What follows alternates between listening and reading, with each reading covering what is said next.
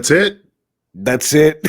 Man, ooh, man, this is my time of year, and you just give me like you stop me when I'm about to nut.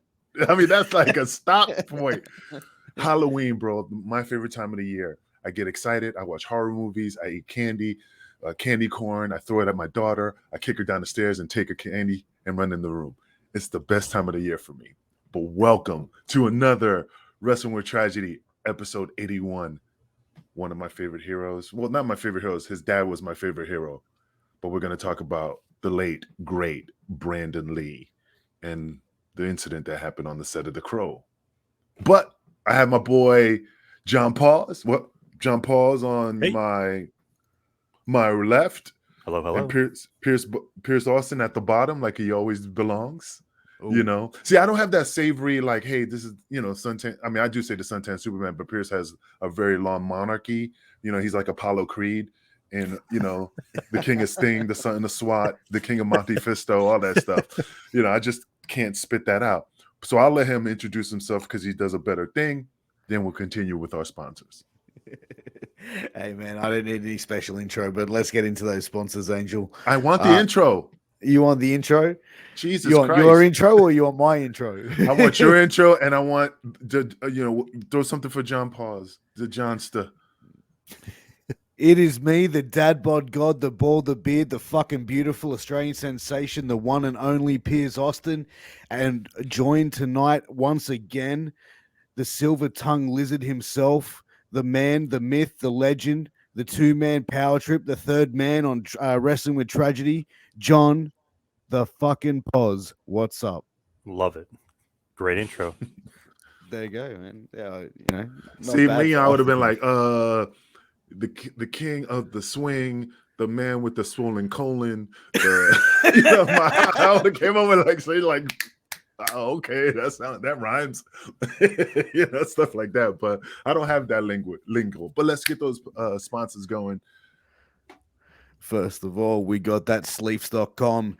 Sleefs, that's SLEEFS. If you or someone you know is an athlete, you need to check out Sleefs.com. They have some amazing apparel and some amazing products that they have. They've got headbands, they've got mouth guards, they've got knee guards, they've got compression pants, compression shorts, compression socks, armbands, knee bands, and they've even got these dirty fucking boxes, guys. And I've got to say, they've sent me a box of these boxes.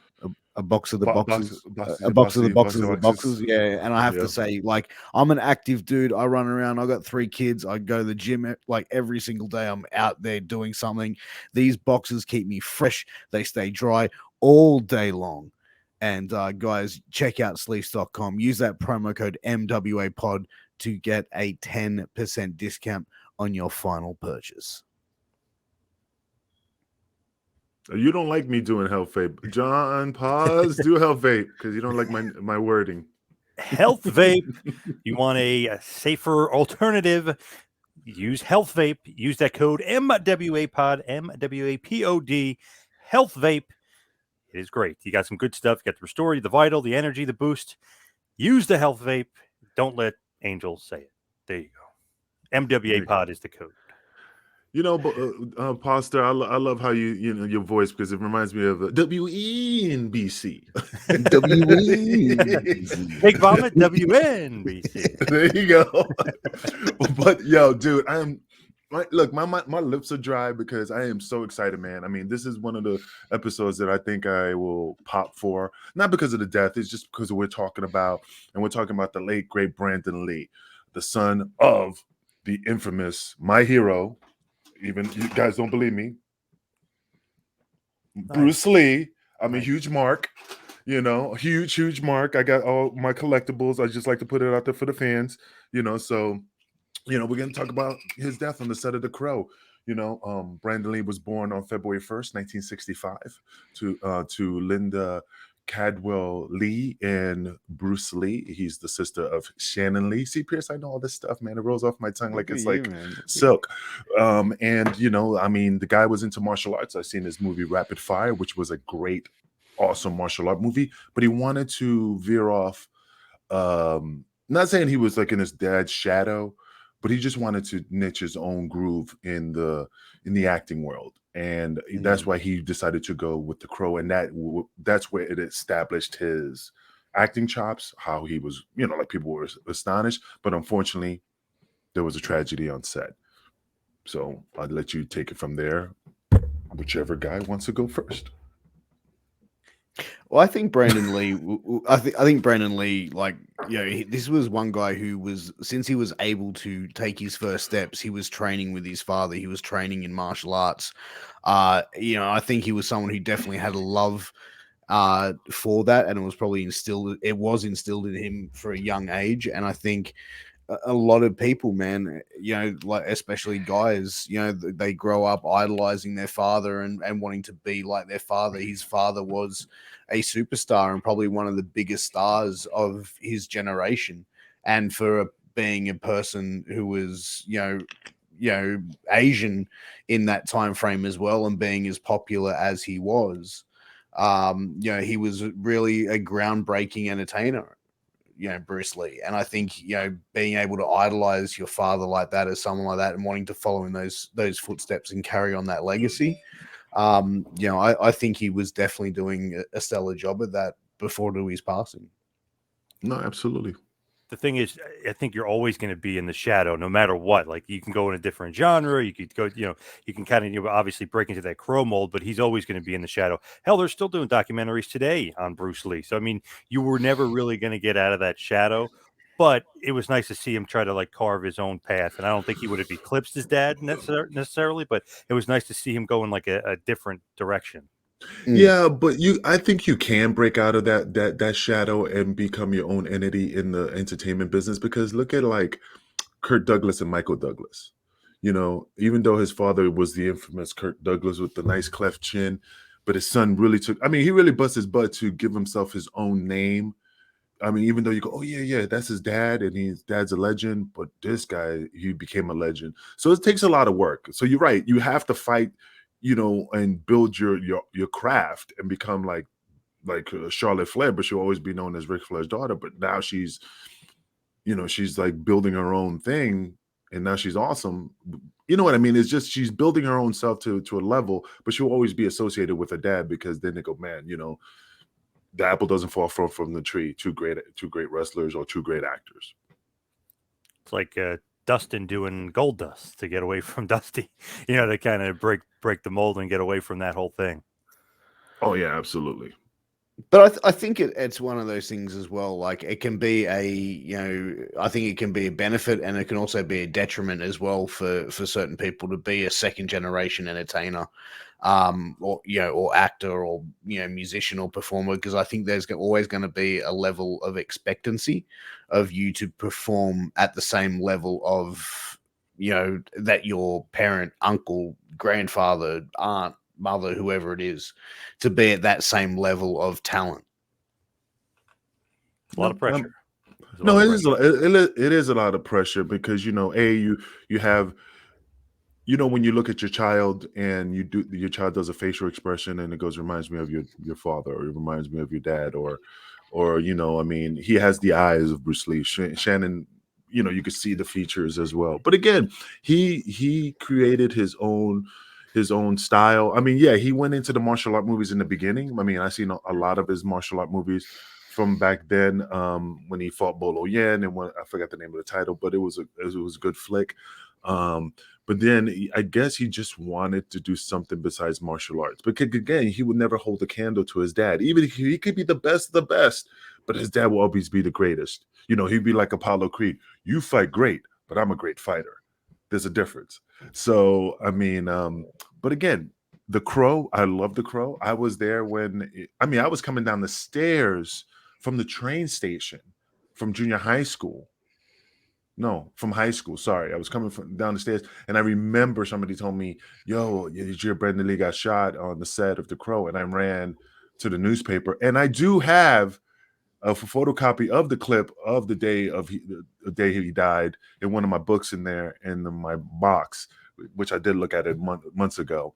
So it showed that the funny thing is I put it in the binding, in the binding behind the plastic, and when I try to pull it out, it like stuck in there, like when you take a picture and put it in your wallet and then you try to Yeah. take it out and you're like, God damn it, it's fucking stuck. I don't want to rip it. So it's been there ever since. So I remember it like it was yesterday, man. I was shocked, and that's when everybody thought there was a conspiracy due to the fact of how his dad died in regards of the things that happened in Hong Kong, that he was killed by the triads, that the mafia, their version of the mafia, and then it just built out this whole world of conspiracy of the Lee curse. I know about curses. Let me ask you. Let me let me ask you this: the movie The Crow.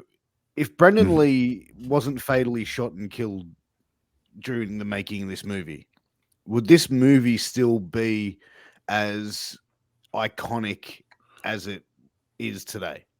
If that makes sense, like would it still be hold up as an iconic thing? Because you look at the thing of the story of the movie, like on paper, a musician who gets killed but then comes back to like seek revenge. Yeah, I mean, and seek revenge. Like it's kind of a fucking, you know what I mean? Like it's like it's a very 90s corny fucking horror flick on paper when you read it. But what I'm saying is, if BrandonLee wasn't killed, would this movie still be an iconic movie? Well, the Crow comic book was a real popular comic book back in the days, and it had its grittiness. I mean, if I remember correctly, and the pause, correct me if I'm wrong. I think the Crow comic book was in black and white. That gave it that dark, Ninja Turtle. Yes, Ninja Turtle was in black and white back in the 90s before they became this cheesy cartoon character, but it was a little dark, and so I think it gave it that oomph. I think Sandman was in black and white at one point, to give it that macabre gothic feel.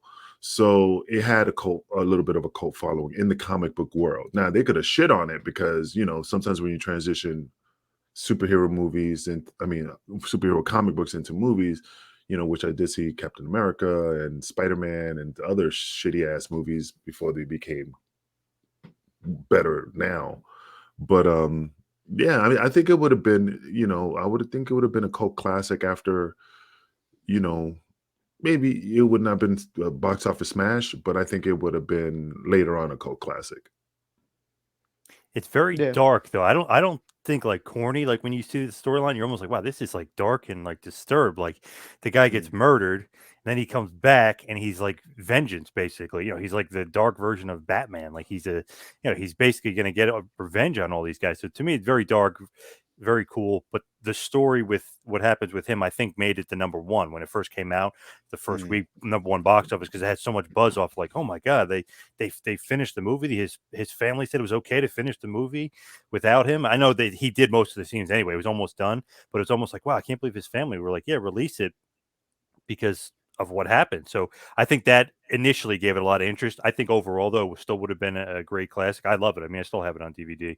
I still like to watch it, but it's one of those things where I think that gave it the initial bump where it was number one in the box office. And back then, I know like $50 million today, you'd be like, oh, it's not that much, but that's huge back in the day. $51 million in 1994. It's like, wow, holy shit, they killed at the box office.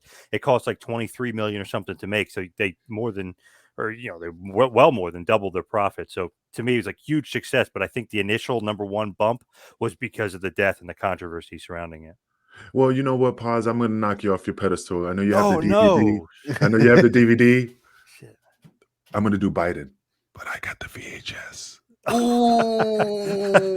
Yeah, but do you still have a VHS player? No, but I still have the VHS. I still have it. I'm like, yes. Wow, nice. Ooh. It's like, you know what? I'm gonna for your birthday, I'm gonna send you a VHS player. Dude, you don't want to buy one because I looked it up on Amazon just for shits and giggles. Like, I want to get one.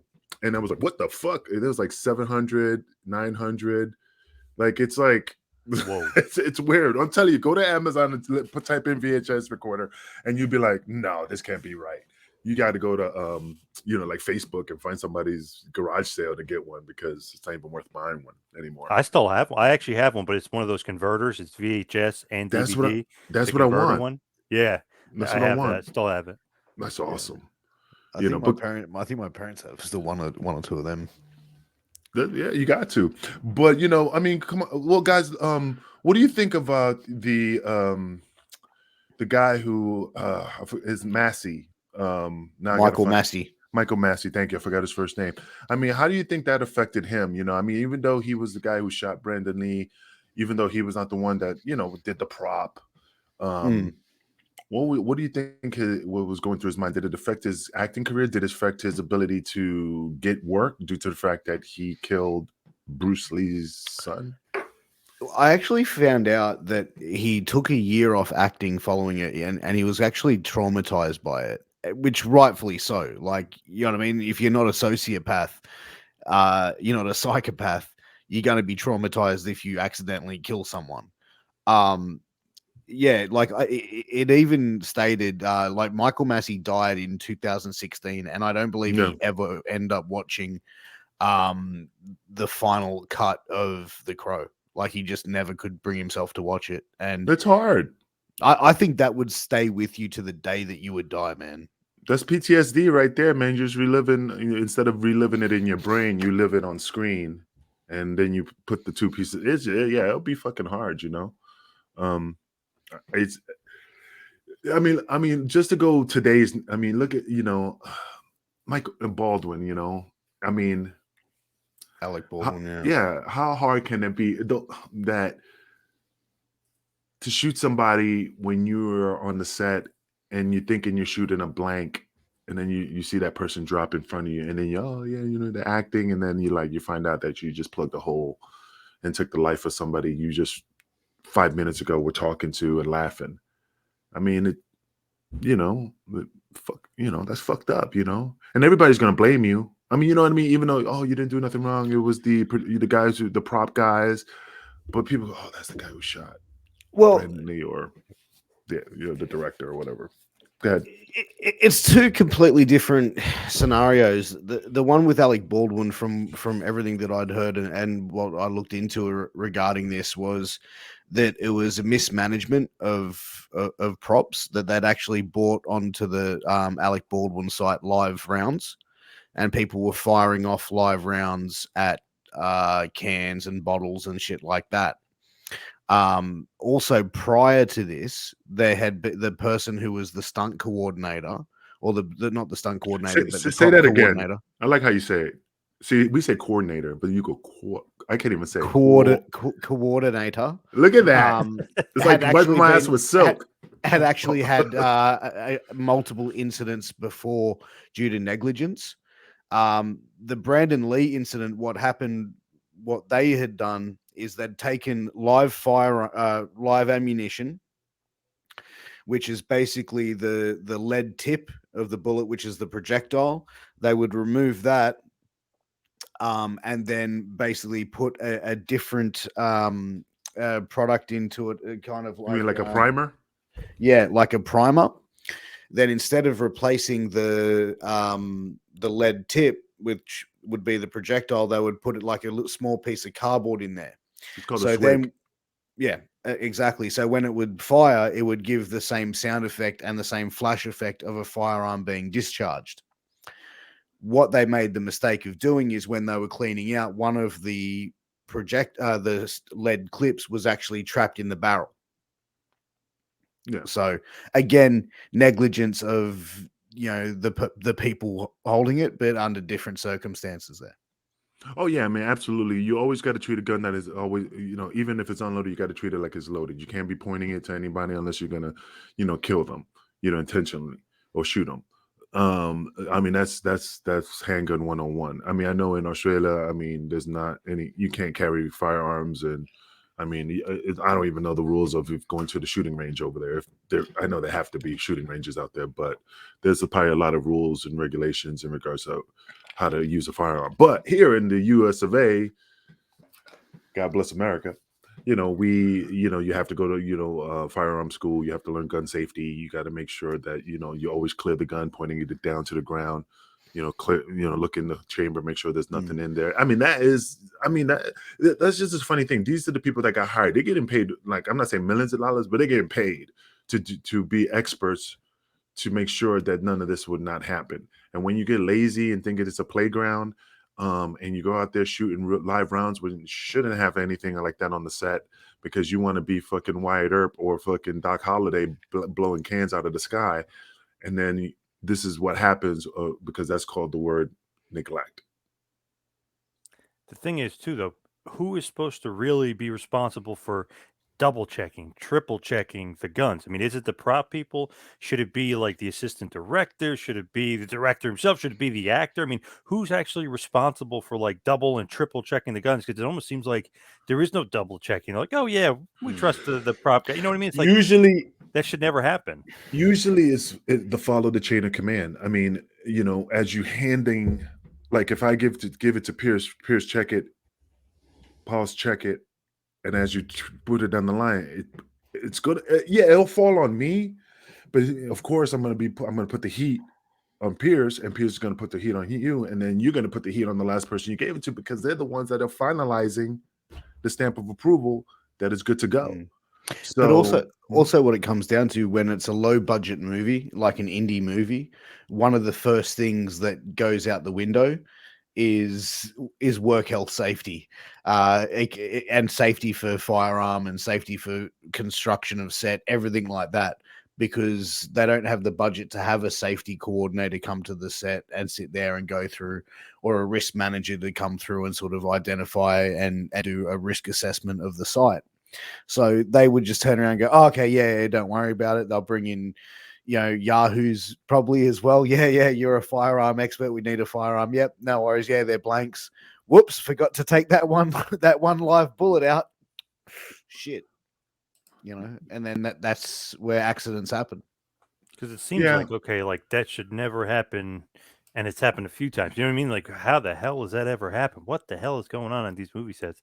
It's almost like, all right, let's just film and get this thing over with and let's shoot these scenes. And nobody is taking the time to really make sure that, hey, if we're going to use real guns and they look like real guns and they are real guns, maybe somebody should triple check what the hell we're using here. But it's surprising that in 2021 that they can't CGI or superimpose a believable firearm discharge. Right, or use a dummy gun and then just, right, and make it look like it's the real thing, yeah. But you know what's funny though? I mean, this is not the first time this happened. I mean, besides the BrandonLee situation, look at I know you guys are younger than me, but remember this TV series Voyagers? There used to be he was Star Trek Voyager? No, it was a time travel TV series. I'll find it. That's what I was looking for. But the actor took a prop gun and was playing around with it and stuck it to his head about this far off. And the distance of it, even though it was this far, blew it into his head, and it just went into his head, and he was in a coma, and they had to pull the plug. But he was a top star. There was a show. He did another show called, I forgot. I got to look it up. But he was a model, but he was a spy, and he was a really handsome guy. And they saw like a lot of potential in him. And of course, he killed himself on set, of course, and died in the hospital. But that was not the first time, man. And that's the thing, man. I mean, they should have. I mean, gun safety should have been like, okay, if that was the first incident, and then the BrandonLee, they should have just been like, yo, we got to make guns that actual live rounds cannot fit. There had to be special rounds that can only be blanks, you know? But you know what's interesting, though? During the filming of TheCrow, you know, it started filming in late 1992. In March of 1993, BrandonLee had actually filed a complaint due to poor working conditions while filming TheCrow. And outlining safety as one of the major concerns as well. So clearly there was some level of concern from him due to safety and also, you know, work health obligations as well.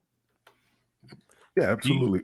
Do you buy into any of the fact that, like, okay, somebody's unhappy with him that he's filing these complaints, or you think that's crazy conspiracy theory, like that could have led to what happened? Or am I going crazy here on the conspiracy theory? No, look, I'm not really diving into a conspiracy theory on that. Like, I'm more sitting there going, okay, if the person who had suffered the loss, which was fatality, had outlined safety concerns, What else? What was happening on this movie set?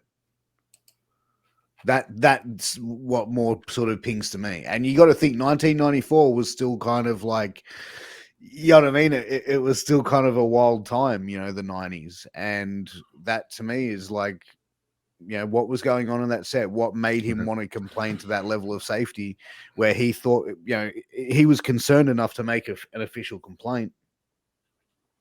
Okay.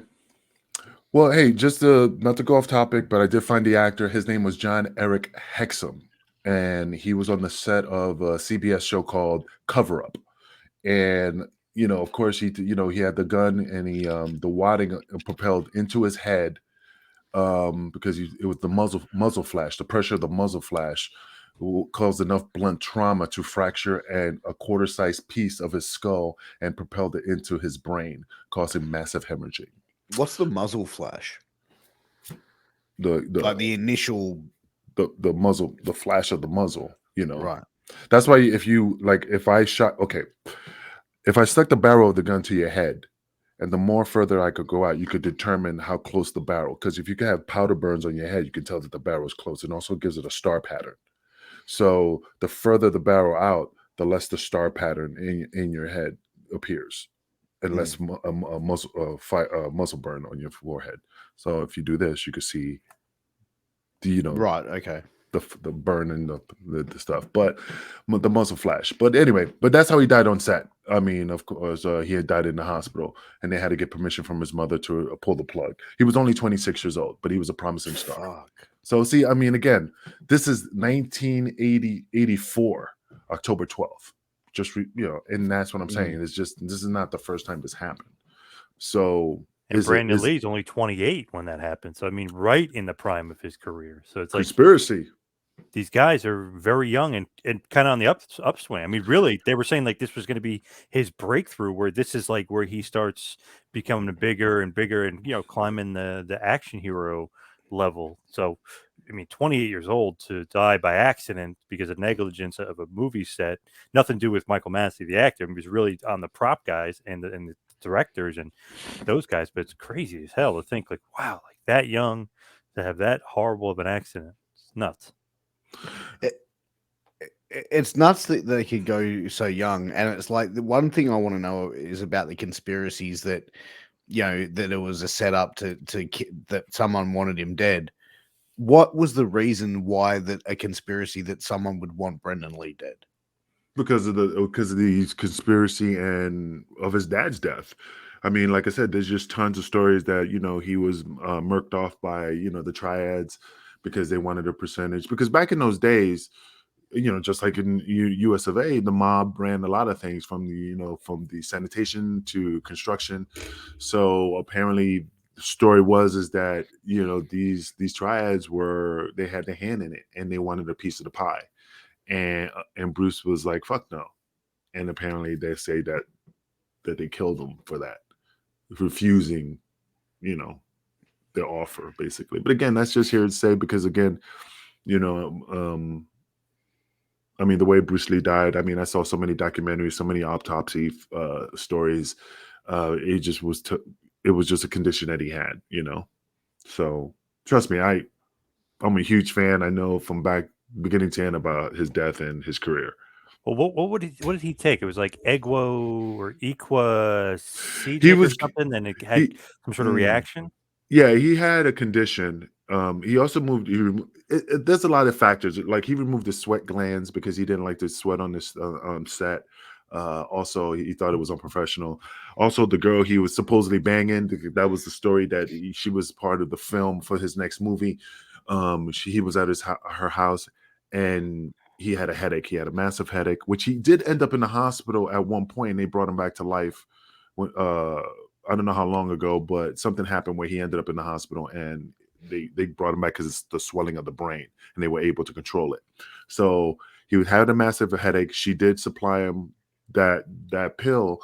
He went into the room to rest, and when she went back in there, then they couldn't wake him up. And then when they called Raymond Chow, instead of her calling the fucking ambulance, she called Raymond Chow, and Raymond Chow jetted over there. So that was more time taken taken away. So then when they got to the apartment, he was trying to wake Bruce up, and then they finally called the ambulance. So that time frame, because they didn't want, like, hey, they didn't, like, oh shit, Bruce Lee can't die in your apartment because there's going to be a lot of rumors. So that's why she, kind of like panicked and called Raymond Chow. Right. And Raymond Chow was the owner of Golden Harvest Production, and he was partnered with Bruce Lee in Hong Kong. So if Piers, if you didn't know that, who was Raymond Chow. But and he had a bit of a heat stroke too, right? At one point, or like he was training certain ways, and he like kind of overexerted himself and had like a heat stroke at one point. He just had a weird condition. I mean, I have to look it up, but yeah, he had a heat stroke. He did pass out, but it was just, he just had a swelling of the brain, and they had to take him to the hospital, and they brought him back. I'm not saying he died, but they were able to control it and make his brain, the fluid and all that stuff to be released. But they were concerned about it. But then they were like, he was fine. It was a picture of health. They did a physical, and they said that he had the body of an 18-year-old. And he was health, but his brain probably was not, 100%. That's why he was doing a lot of, marijuana, hashish. I mean, back in the day, smoking weed was probably the norm, but he felt that it made him calm and helped him and stuff like that. So, but again, they even blamed her for killing Bruce. That it was part of like the triad thing that they paid her to do it to him. So it's weird too, because it's very parallel to Brandon. Okay, he's about to do TheCrow. He's going to become a big star. Bruce Lee kind of is a big star, but the Game of Death is going to come out. It's going to make him even bigger star. So it's like very parallel, where it's like, wow, they're both are both about to really set off somebody, not say controversy, but maybe somebody doesn't want them both around for whatever reason, or the Lee curse. They're both almost headed in the same upward trajectory in Hollywood, that the same parallel force, and they both die early and are way too soon, and basically kind of both almost accidentally. Yeah, I mean, even go ahead, Piers. I was just going to say, because like we mentioned like the Lee curse a couple of times, and one of the things I heard in a documentary that I watched on the Lees was that the day that Bruce Lee passed, a mirror had broken in the house, and that was like apparently what some are saying, like the conspiracy theorists are saying, that was the start of the Lee curse, or that was the thing of it starting off.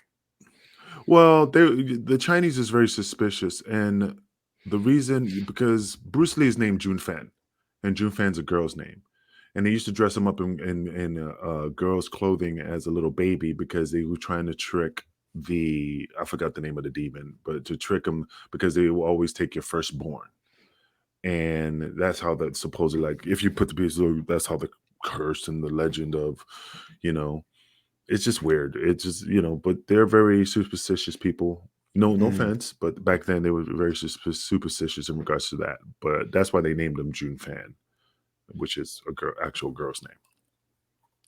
Do you think that the Lee curse is real in essence? Because technically speaking, he dies at age 32, way too early. He's going to be, this huge star. Brandon Lee's about to be a big star. He's only 28. Do you believe in that curse at all? Because it seems to be somewhat legitimate to a certain point.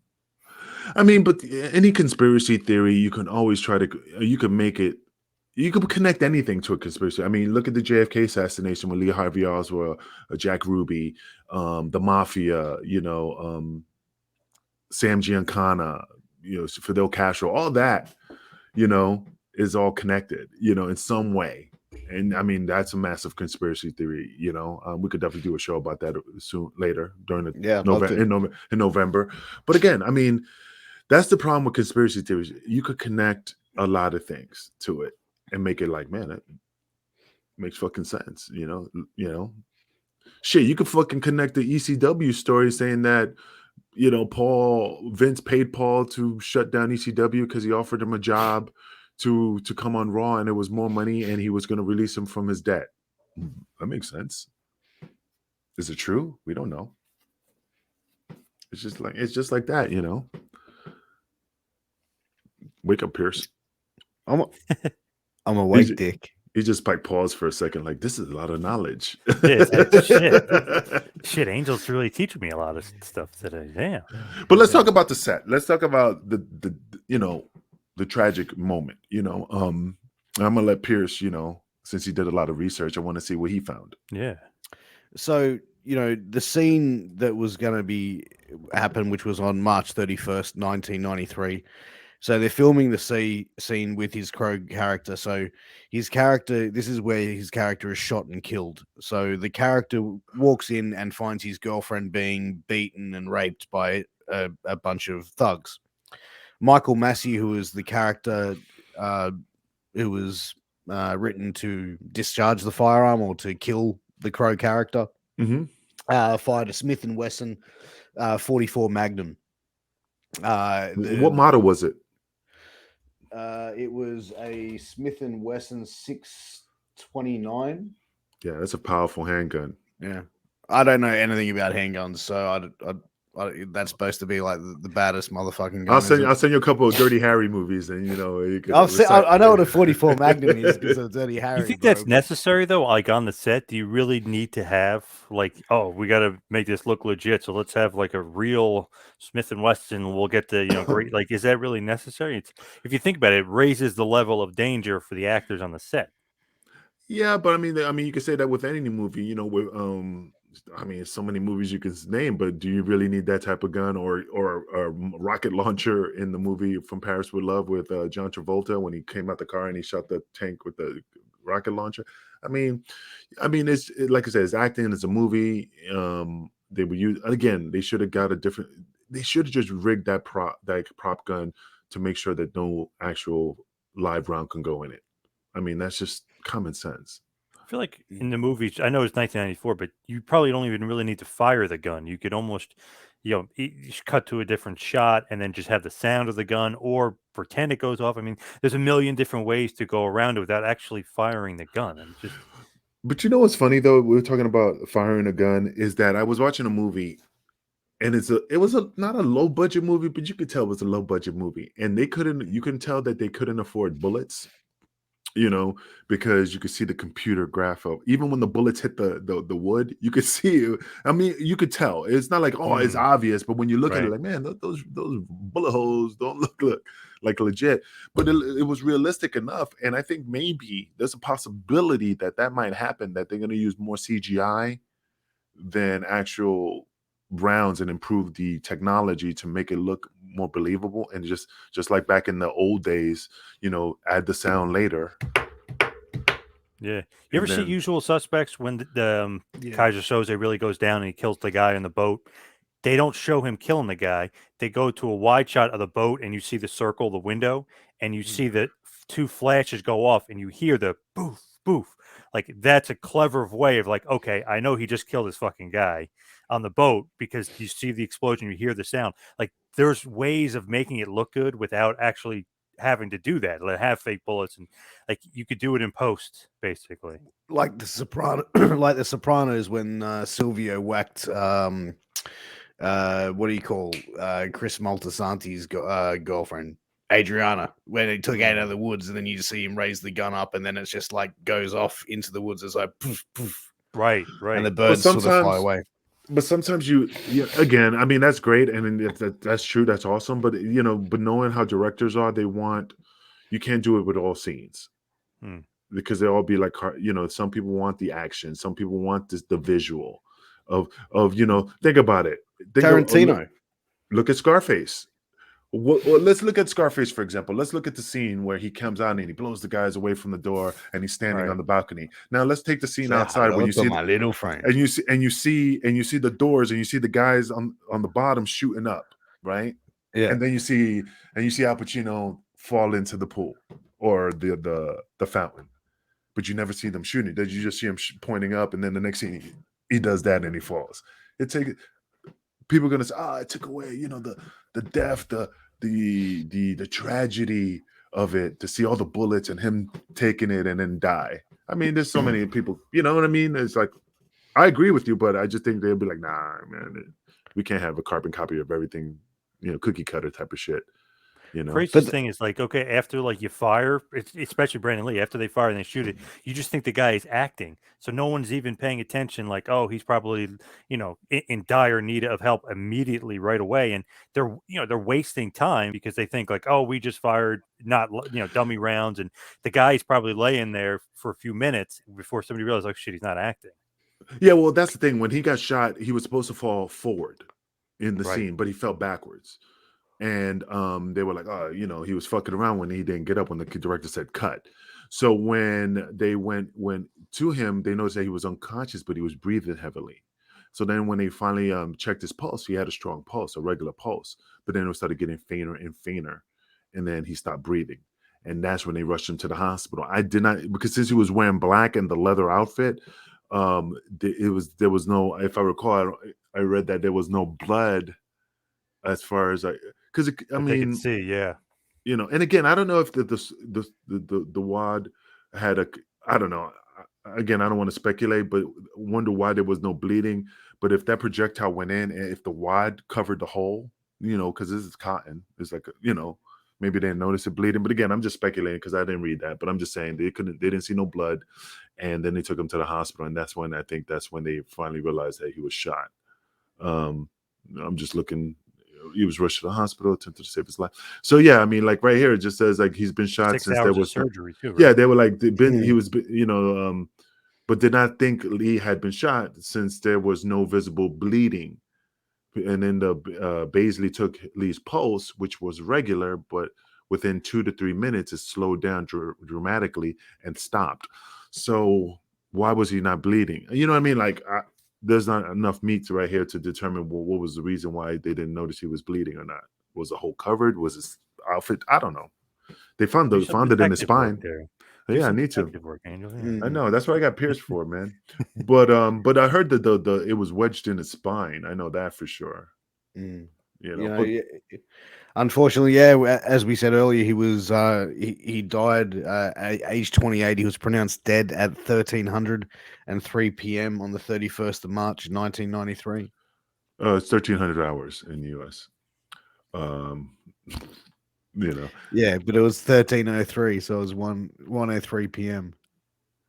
I know, I'm just messing with you. Anyway, but yeah, I mean, like I said, this is it's just sad how he died. But again, that propelled his career because sometimes a tragedy makes a movie takes it to the next level. I don't want to say that's great. It's just that it's weird that maybe TheCrow would have not been a box office smash if this incident didn't occur, but it probably would have been a cult classic.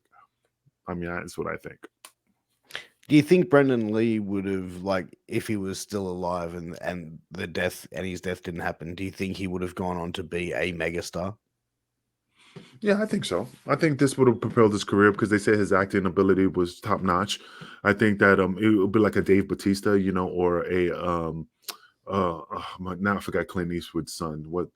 He was in Suicide Squad. He's in what's the Clint Eastwood's son? Clint Eastwood's son. Yeah, Clint Eastwood's son. He was in Suicide Squad. He was in he's in tons of movies now. Anyway, thanks, Pause. I'm Googling it. Damn. Yeah, you got to Google that. I'm drawing a blank there. Damn. Scott Eastwood. Scott Eastwood. Yeah, I think it's Scott Eastwood. Piers got it. Scott Eastwood. Scott Eastwood. Yeah, Scott Eastwood and Francesca Eastwood are his children. Yeah, so he's been in. I mean, if you look at his movie lineup, I mean, he looks like his fucking father to the T, but he's he built his own, and he's becoming a great actor, so he's standing on his own laurels, So again, I think BrandonLee would have been able to get away from, as long as he would have stayed away from martial arts. I'm not saying he wasn't a bad martial artist. I'm not saying I love his movies, but then people are going to be like, well, he's okay, but his dad is the bomb. You got to stay away from the genre that your dad was like known for, because you'll never, like Muhammad Ali's son his grandson is boxing now, and he's great, he's good, but he's not the greatest of all times, so Muhammad Ali's daughter was a boxer, and also you look at other people as well, like being a second generation talent will get you opportunities, but it's also there's a lot of expectation as well. Yeah, Oh, look yeah. at all the Gracies in MMA. It's like so much pressure on those guys to be good, and it's like shit. Like none of them have even come close. And I mean, Neiman Gracie's kind of getting there, but he's already lost. And it's one of those things where it's like, man, Hoist Gracie was undefeated for a while. Like you guys can't even win, 5 fights. Which is funny the way it works out. You get extra pressure added to you with that name. Now, if you surpass your dad, like Randy Orton, Randy Orton. and Bob, Bob Orton. I'm not saying Bob Orton was a great wrestler. I'm just saying that he was not the main eventer like a Hulk Hogan. When you Right. have a name like Hulk Hogan, The Rock, Stone Cold, then you have a lot, Ric Flair. Then it's like, now, Like it's gonna be Rocky hard. Johnson is like, upper mid card. The Rock obviously way Yeah, overshot him. Yeah. yeah, and then you just surpass your 100%. dad, and you go, hey, and then Rocky Johnson, oh, you're The Rock's dad, instead of you're Rocky Johnson's son, Right. But again, I mean, like I said, the set of The Crow is a great movie. I loved it, regardless if he lived or died. I think I would have still loved it.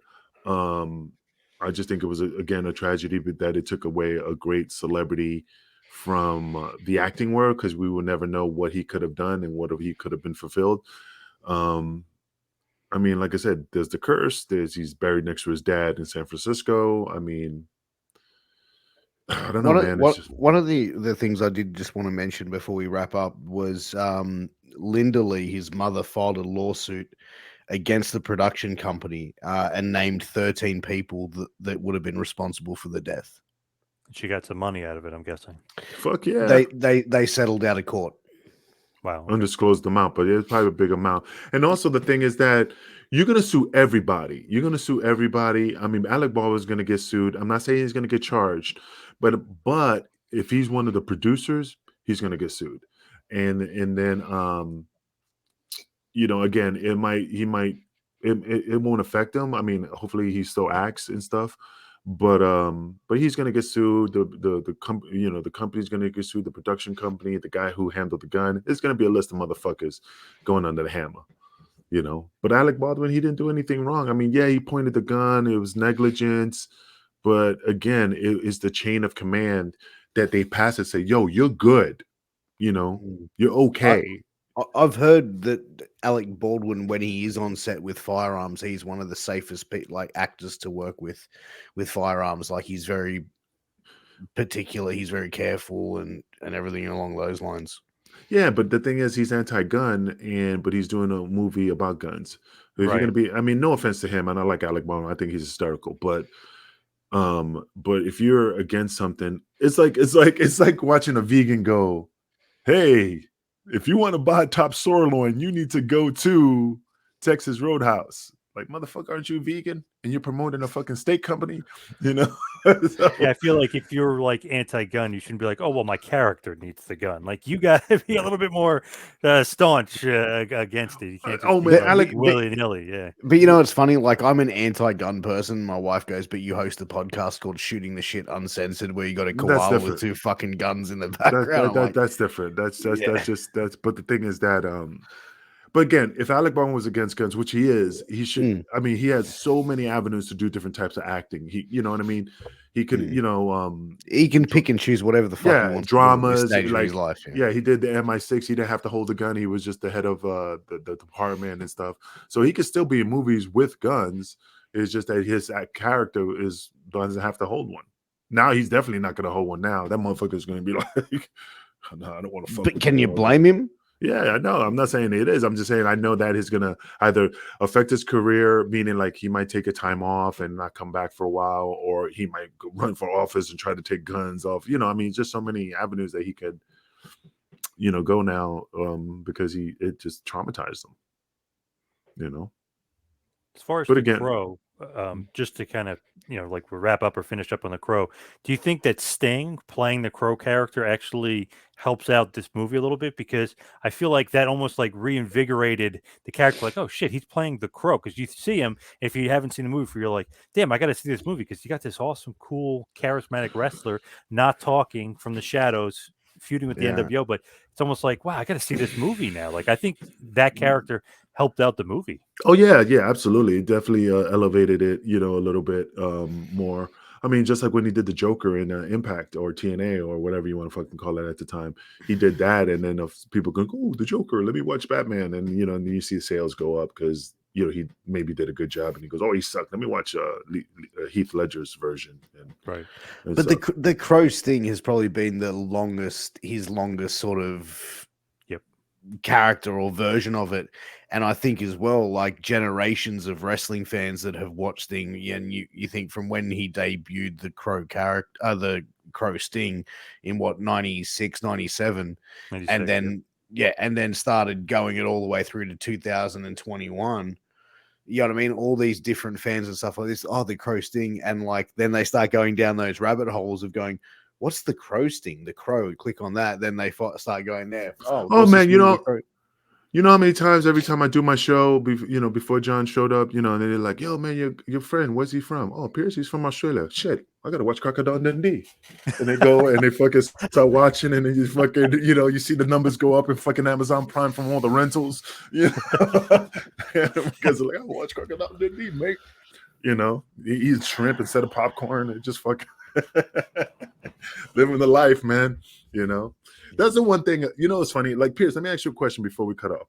What word in America, like people say, Angel, I like how you say water or hammer. It's just something about it. What word, when you hear an American say, it's like, man, dude, it's something about that word. What American says is just like, it's intriguing. Nicotine, probably. Probably nicotine. I don't want to offend John because I know he's a good Christian man, but I would definitely say it would be see you next Tuesday. See you next Tuesday? The way he said it? No. The word. The word see you next Tuesday. See you next. Okay. See, like the English is brilliant, but not like the way I'm saying it. Brilliant, mate. Something it's horrible, but you know what I mean.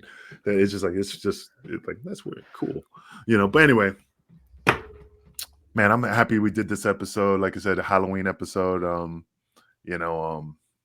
excited, bro. Like I said, a huge Bruce Lee fan. BrandonLee is, it's his son, and like I said, I feel bad that he passed away. I wish he was around. But hopefully this Alec Baldwin situation will open the eyes of the entertainment business to take more precautions and more safety measures to stop this situation from happening again. Third time? I think it's probably another time, but I think it's on the Hollywood elite to try to take away this type of blemish on the entertainment business in regards to people dying on set. Don't you think, gentlemen? Totally agree. Yes, I agree. 100%. So let's bring up those. No, that's all good. Let's bring up those sponsors. All right, dude, sleeve.com, man. Definitely check out sleeve.com. When you want your athletic wear, you want things to go on the gridiron, and you need those accessories to keep you safe and make sure that your boys are protected, go to sleeves.com, man. Definitely check out their dirty boxes. They have a lot of varieties, and they also have some on sale that could definitely, you definitely need to jump on it. But if you use promo code MWA pod, and if you say it in an Australian accent, you get an additional 5% discount. On top of that, just a 10% discount if you use MWA pod, and just tell them Wrestling with Tragedy sent you. And healthvape.com. Healthvape is your healthy vaping alternative. If you are a smoker or someone you know is a smoker or a vapor person, one of those people that chuck up big clouds, those fucking hipsters like myself, get them on to healthvape.com. Healthvape.com offer a healthy vaping alternative. All of their products are no nicotine, no addictive or harmful chemicals, and they are vitamin infused. So head over to healthvape.com, check out some of their vape and pod products. Use promo code MWAPOD to get a 10% discount at your final purchase. Boom. Angel? Absolutely. Yes, sir. What do you want? What are we doing next week? What case are we doing next week? Oh, dude, I'm excited. I'm going to continue this Halloween special, man. We're going to do the Amityville Horror, and that's going to be case number 82. I'm from New York City. I'm close to Long Island. My dad's buried not far from Amityville, and I know the story of the Amityville Horror, and I think it's going to be a very interesting. Is it a conspiracy? Is it an actual ghost? Or was it fake? You may never know. Shit. Piers, next week, why don't you just come and paint your head orange and put us so we can pretend you're a pumpkin for Halloween? You're a dick. I'm just saying it's Halloween special. I look like a gorilla. We got, Cesaro next to me. I look like the guy from the Green Mile, and you could be the pumpkin. This is the shit that we have to put up with, John. Anyway, guys, thanks for tuning in. Make sure you check out patreon.com/RussoTWC. Subscribe there to get some amazing content. You can find us on all your podcast platforms and on YouTube.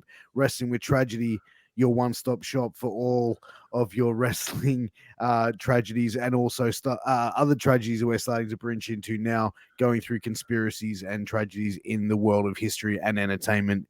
So guys, stay tuned for case number 82 coming up next week. And gentlemen, take care, and we'll see you soon. Peace. We're out of here.